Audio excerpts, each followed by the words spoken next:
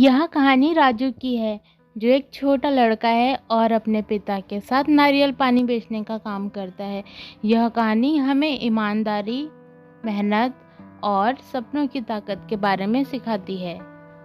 गांव का एक कोना जहां हर सुबह लोग नारियल पानी पीने आते थे, वही एक छोटा सा स्टॉल था जो राजू और उसके पिता चलाते थे। राजू 10 साल का लड़का और अपने पिता के साथ नारियल पानी बेचने में मदद करता था। उसके पिता मोहन गांव के सबसे अच्छे नारियल पानी बेचने वालों में से एक थे। राजू का जीवन सूर्योदय से स्टार्ट होता था। वह अपने पिता के साथ नारियल लेने के लिए जंगल जाता था। जंगल में नारियल के पेड़ उगते थे।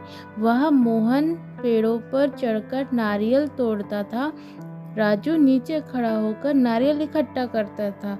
यह उनका रोज का काम था। लेकिन राजू कभी शिकायत नहीं करता था।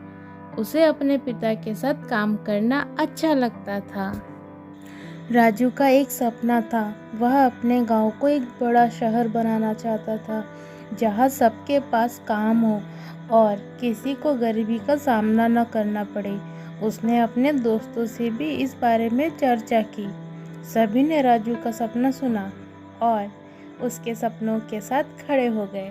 एक दिन गांव में भारी बारिश हुई। बारिश ने नारियल के पेड़ों को नुकसान पहुंचाया और बहुत सारे नारियल बर्बाद हो गए। राजू और मोहन के लिए यह एक बड़ी चुनौती थी।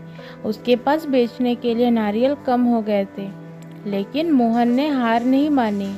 उन्होंने कहा, राजू बेटा, हमें मेहनत करनी होगी और इस मुश्किल समय का सामना करना होगा। राजू ने सोचा, क्यों ना हम गांव के पास के शहर में नारियल पानी बेचें।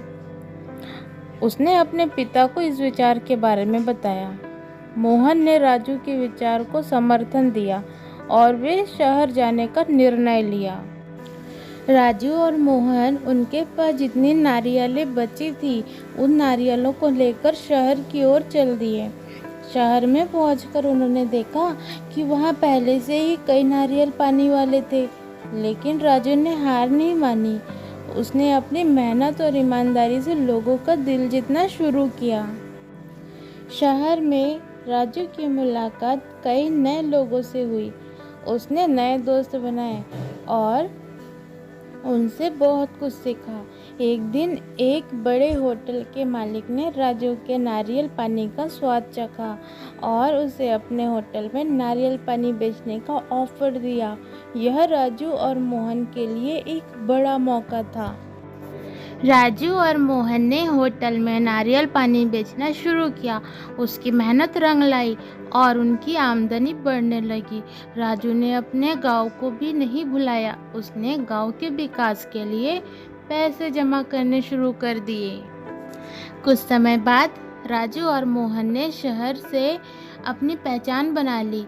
उन्होंने सोचा कि अब समय आ गया है कि वे अपने गांव लौटकर वहां के विकास के लिए काम करें। वे गांव लौटे और गांव वालों के साथ मिलकर विकास कार्य शुरू किया। राजू और मोहन की मेहनत ने गांव को बदल दिया। गांव में अब उसके पास काम था और कोई भी भूखा नहीं था। राजू का सपना सच हो गया था।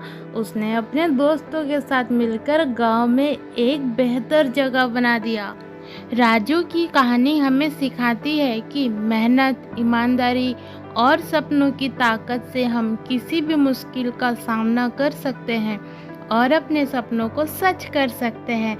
राजू ने न केवल अपने परिवार का जीवन सुधारा, बल्कि अपने पूरे गांव का भविष्य भी बदल दिया।